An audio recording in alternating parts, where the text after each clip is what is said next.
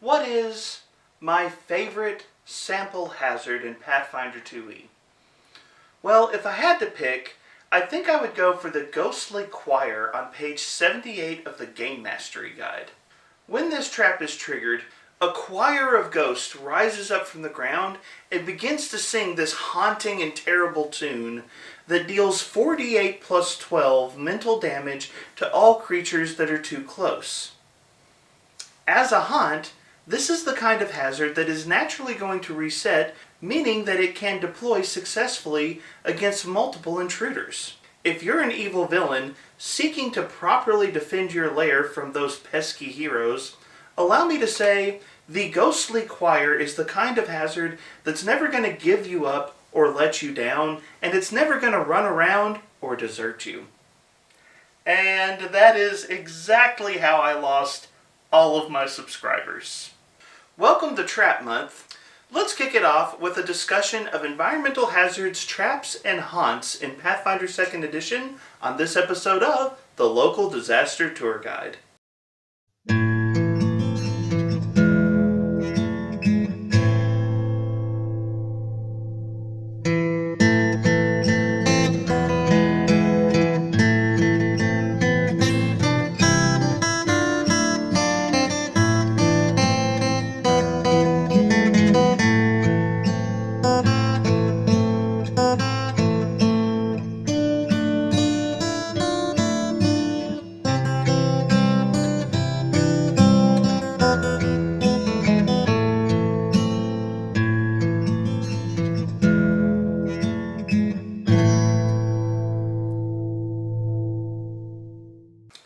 Hello travelers and tourists, my name is Mark and I am the Local Disaster Tour Guide.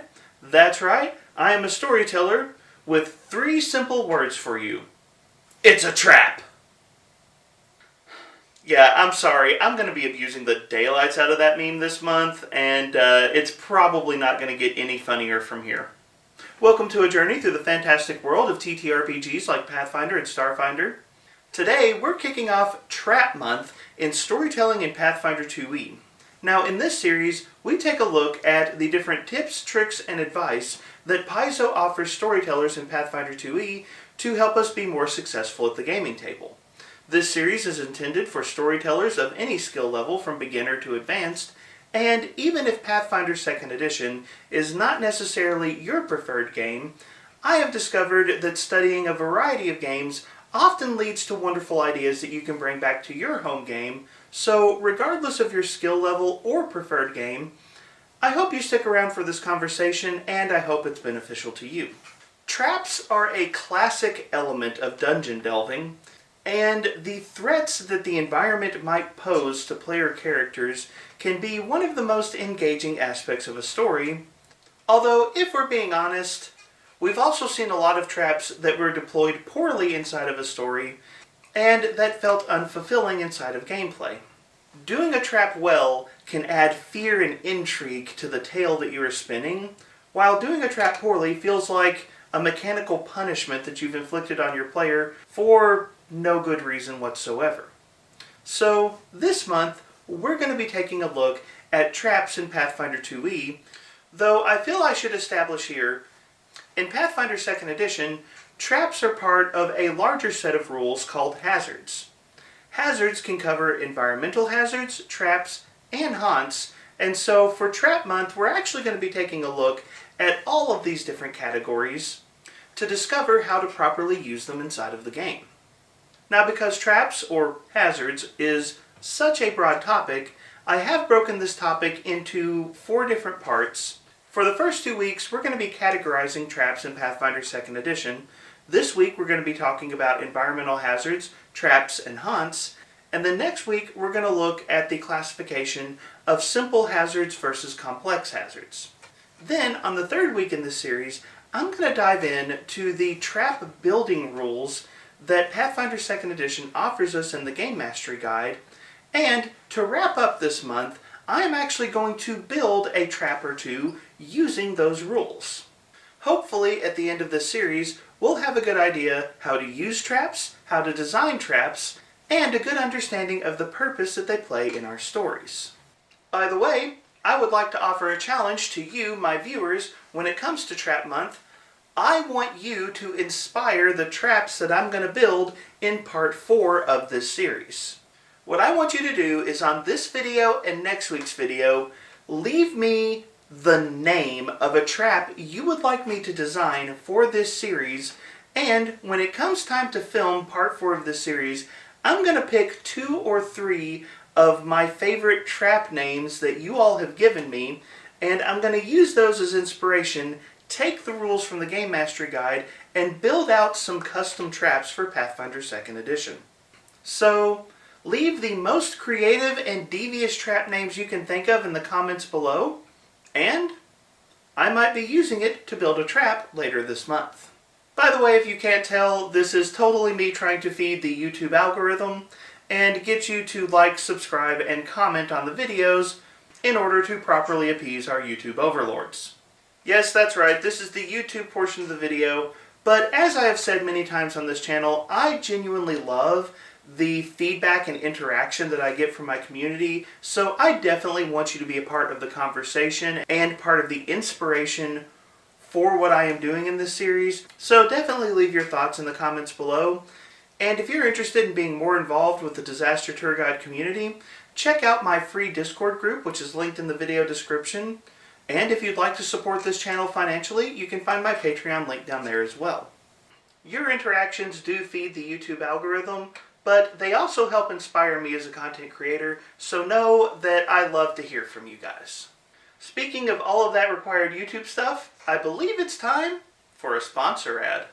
Okay, so today I would like to give a huge shout out to the sponsor for this episode, ArcKnight. ArcKnight is a company based out of Texas that makes accessories for tabletop RPGs like D&D and Pathfinder. They use a durable die-cut plastic to come up with, to be honest, an incredible array of different products, such as flat plastic minis, maps, object sheets, and the item that we're going to be advertising in this particular video, spell templates. Now, this is a relatively new item from ArcKnight. These are Pathfinder 2nd Edition specific spell templates, and as you can see, I haven't even opened the package yet, but I can already tell you that I love these spell templates because, well, to be honest, I sort of already have them. A couple of years ago, I purchased ArcKnight's D&D 5e spell templates for use in my Pathfinder games, and I am excited that they now have Pathfinder-specific templates I get to use. So I'm going to open these up, and we're going to take a look at how you use them.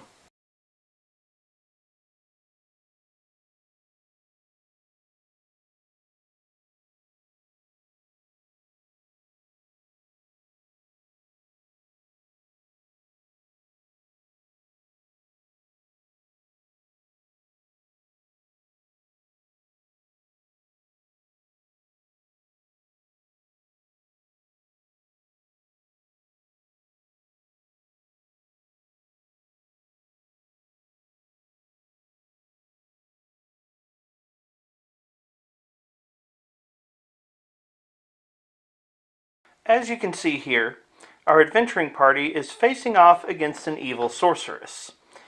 And there's a number of different spells that might get employed during such a fight. For example, the evil sorceress might summon a creature to aid her in battle. Or she might summon something a little bit bigger. The evil sorceress could also try to hinder the party by throwing down a spell like Grease to interrupt the movement of the party's warrior. It's very easy to slide them underneath of a figure or a pawn to help record the location of hindering effects on the battlefield. The text of the various spells are written on one side of the spell effects, meaning that you have quick access to the rules associated with the particular spell. Now, the sorceress is not the only one who's got some tricks up her sleeve. Ampara, the party druid, has access to the Dragon Breath spell, which she can easily lay down to show the area of effect and blast the evil sorceress in question. It seems that the evil sorceress in this instance was not prepared for the party, so she's going to drop an obscuring mist spell to cover her retreat. As you can see, these spell effects are colorful, easy to use, visible to the entire table, and a fantastic addition to your collection. So that's a quick overview of how you can use spell templates at your gaming table, and I just want to say there's a ton of stuff that I love about these templates. I love how colorful they are, I love how easy they are to use, and one of the things I love about all ArcKnight products is how incredibly easy to store they are. One of the challenges of tabletop RPGs as a hobby is finding space to put all of your stuff. But one of the great things about these simple plastic accessories that ArcKnight offers is they are very easy to store and to put away, and they don't take up a ton of room. My wife and I are super excited to be working with ArcKnight. We have been a customer of them for years. We've done several of their Kickstarters. I've actually talked to them at Gen Con a couple of times, and they are a fantastic company and they have fantastic customer service. I've placed many orders over the years, and on the single occasion that I had an order go wrong, their customer service team was extremely quick to respond and fix the problem. So ArcKnight produces incredible accessories, you get a ton of stuff at a fantastic price, and their team is professional, courteous, and ready to help you upgrade your game. So I'll throw a link to them in the video description. You can go over and check them out and let them know that the Disaster Tour Guide sent you. Alright, one last thing before we dive into this topic. I always like to give you guys some references that you can check out if you want to read a little more in depth on the topics that we're discussing in this video series. Since we're going to be talking about hazards this entire month, you're pretty much going to have the same references all month.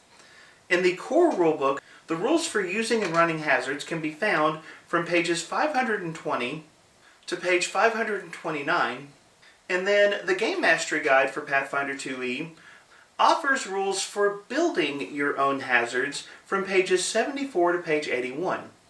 By the way, both of those references will include sample environmental hazards, traps, and haunts, as well as sample simple and complex hazards that you can use as inspiration to get you started in using and designing your own traps for your Pathfinder 2e games. Alright, with all that out of the way, let's get started. Okay, so as I mentioned earlier, this week we're going to be taking a look at one of the classification systems that Pathfinder 2e gives us for hazards inside of the game. In specific, we're going to be talking about environmental hazards, traps, and haunts, and what that terminology means in Pathfinder 2nd Edition. Now, there is another classification of traps in Pathfinder 2e, which is simple versus complex hazards, but we're going to save that for next week's video. For now, we're going to be looking at what I feel is a larger scope of classification in terms of the type of hazards that can be found in Pathfinder 2nd Edition. Hazards can be divided into three general types, including environmental hazards, traps, and haunts. A good example of an environmental hazard would be the level 8 hazard, Yellow Mold, from the core rulebook. A good example of a trap would be the level 1 Poison Lock from the core rulebook. And a good example of the haunt would be the Bloodthirsty Urge, a level 10 hazard from the core rulebook. Each of these hazards has very different rules for how characters detect them, interact with them, and what they might suffer from if they fall victim to such a hazard, and yet they all fit under this larger classification of hazards in Pathfinder 2nd Edition. And actually, I think this is the first important distinction that we want to talk about when we talk about hazards in Pathfinder 2e, which is what type of hazard we're dealing with, or more importantly, how your player characters interact with a given hazard. That seems to be the dividing line in this particular case. Environmental hazards, traps, and haunts are all interacted with in different ways when it comes to how a player character might find them, disable them, or suffer from them. Let's dive a little more in detail. So, environmental hazards are probably the easiest to classify. They are the sort of hazards that exist, well, naturally in the environment around your PCs. The game notes that an environmental hazard can be living or non-living depending on the circumstances. A classic example of a non-living hazard would be something like a rock slide or an avalanche, while an example of a living hazard Might be something like carnivorous vines, or mold, or fungus, or something else that has the potential to damage your players. The book notes that an environmental hazard is always a physical hazard in some sense of the word. Environmental hazards are never something that are going to be purely magical or purely intangible in regards to the environment. A purely magical or intangible type of hazard is going to fall under the haunt category, which we will talk about in a little bit. Instead, for something to be classified as an environmental hazard, there must be some physical element or component in the environment that has the potential to harm your PCs. Now, it is worth noting that just because an environmental hazard is physical, that doesn't mean that a PC can always attack the hazard in order to get rid of it. An example that they give in the books is, your player character can smack the quicksand with their sword all they want, but the quicksand is still going to be there and be a threat to them if they try to move through it. In terms of interacting with an environmental hazard, the most common skill that player characters will use is probably going to be the survival skill in order to detect or overcome that hazard. In fact, most of the examples of environmental hazards that I found in the core rulebook and the Game Mastery Guide do not let you use the thievery skill in order to beat those given hazards. So these types of hazards are the type of hazards where you can expect to use survival or maybe the nature skill or other focused lore skills if characters want to overcome these challenges. The next classification of hazards is the one that we're probably all the most familiar with, and that is traps. These are your hidden pit traps, your spiked pit traps, your pit traps filled with acid. I think I have an obsession with a particular type of trap now that I think about it. Poison locks, wall sides, you name it, we've seen it. These are common threats to dungeon delvers everywhere. Traps are a classic element of fantasy TTRPGs, and in Pathfinder 2e, traps generally have a few traits in common. First and most important is the vast majority of traps are going to be deliberately placed. When you think about the storytelling implications of a trap as a hazard, this is something that someone put there deliberately the vast majority of the time. Now, they do mention that you can have accidentally occurring traps, such as a magical portal that's gone haywire, something like that, but the vast majority of traps were put there because a character is seeking to defend something that is important, or deter attackers, or maybe they are actively seeking to harm someone.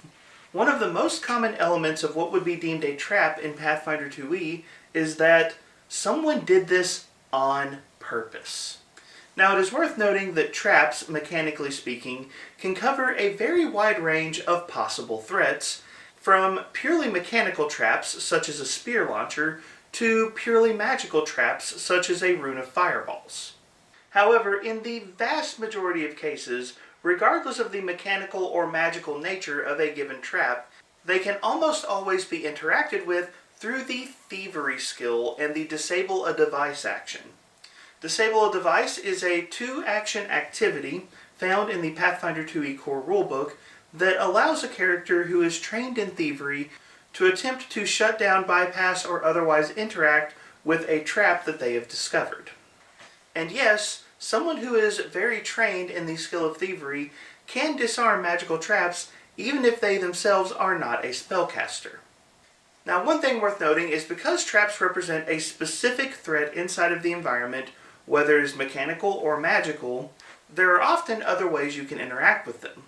Magical effects might be defeated with a successful Dispel Magic, and characters might choose to attack a trap in an attempt to break it or render it otherwise unfunctional. However, attacking a trap is very dangerous because if you don't succeed in breaking it, it's very likely to go off in your face. The last sort of hazard that Pathfinder 2e discusses is the haunt. And this refers to an environment that is, according to the Game Mastery Guide, imprinted with the instincts and emotions of a particular creature or event in such a way that it can twist the minds and hearts of those who encounter it. Haunts are very dangerous spiritual and magical traps, and they share a number of traits. First off, Opposite of the environmental hazard, a haunt is almost never physical, and even if there is some physical, tangible element to a haunt, it is very rarely an element that can be attacked directly or physically by your player characters. If a character can attack a haunt, typically they're going to need to do something such as deal positive damage if they want to try to damage or destroy the haunt that they have encountered. Also, the thievery and survival skills that we've discussed before are typically not the sorts of skills that are going to be useful if your players encounter a haunt. The sort of skills that will overcome a haunt are going to be varied based on the nature of the haunt that your players have encountered, although the religion skill, which you can use to perform exorcisms, is probably going to be the most common skill in dealing with a haunt. However, in the core rulebook and the Game Mastery Guide, you will also see examples of using the perform skill or the diplomacy skill in an effort to overcome the threat of a given haunt. So there's a lot of variety here. One of the most devious aspects of a haunt, though, is the fact that even if you beat a haunt, haunts are very likely to naturally reset on their own, as they often reflect some sort of spiritual, unfinished business, and you cannot truly defeat a haunt until that business has been resolved one way or another.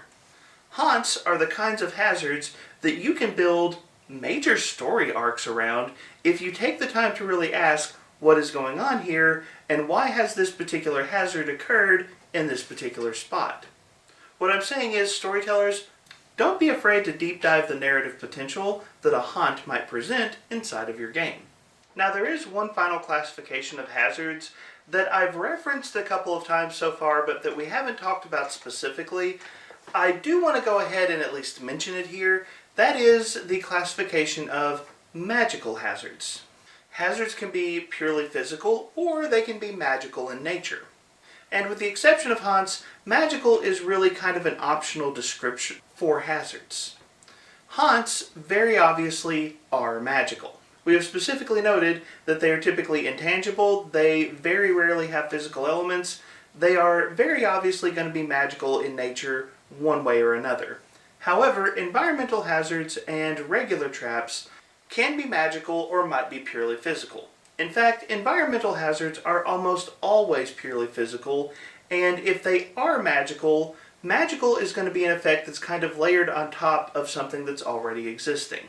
So with environmental hazards, you could imagine a patch of poison ivy being described as a hazard that player characters might have to deal with, and then if you are a particularly insidious game master, you might make it a magical batch of poison ivy with some additional effects that are stacked on top of that regular hazard. Then when it comes to traps, as we've mentioned, they might be purely physical like the wall scythes, or they might be purely magical, such as an explosive rune, or you could have a trap that's kind of a mixture. For example, an enchanted spear launcher. The point is, you can add magic to traps, and use magic to make traps more lethal or more dangerous. Now, if a trap is magical, there's a very real chance that it can be subject to dispel magic, and if so, in the trap's description, you're going to see things like the trap's level and the counteract DC necessary to use dispel magic against that trap. Also, as a game master, if your players do try to dispel a magical trap, you're going to need to decide whether or not using dispel magic on a trap runs the risk of triggering that trap as well. A final note when it comes to magical traps is, player characters can use detect magic to find some magical traps, but not all of them. Essentially, you can think of it this way: novice magical traps can be detected using detect magic, but any trap that would be laid by a more skilled trapsmith or mage is going to put in the necessary precautions where detect magic is not going to automatically give away their work. The way this works mechanically is, if there is no minimum proficiency necessary in order to interact with the trap, detect magic can detect it. But once you get to any trap that has a certain proficiency that is necessary in order to interact with it, those traps are guarded against simple effects like detect magic, and detect magic is not going to reveal them. It is worth noting that even with traps that are magical in nature, The only thing Detect Magic does is tell you that a trap is present in a given area. It doesn't give you any more information about what the trap is or what the trap does unless you have something specifically stating otherwise. So be aware, Detect Magic can help characters find some magical traps, but it's not going to be a foolproof answer to any and every magical trap that might occur inside of the game. So that is a quick introduction to some of the general categories that Pathfinder 2e uses to classify hazards inside of the game. We understand a little bit about what environmental hazards, traps, and haunts are and what they represent in terms of storytelling usage, but I think the time has come for me to turn the conversation over to you. What are your thoughts about hazards in Pathfinder 2e, and what are some of your favorite examples of environmental hazards, traps, or haunts that you can use inside of this game? Let me know in the comments section down below, and don't forget to leave your suggestion for the name of the trap I'm going to build in the last video of this series. And I guess I'll go ahead and say go do all that other YouTube stuff as well. If you enjoyed this video, like it, share it, subscribe to the channel. Check out my free Discord and my Patreon if you're interested. There's links to those in the video description down below. Don't forget to check out the sponsor of this video, ArcKnight. I've got a link to their website as well. But thank you so much for being here. Thank you so much for being a part of the conversation, and have a wonderful day.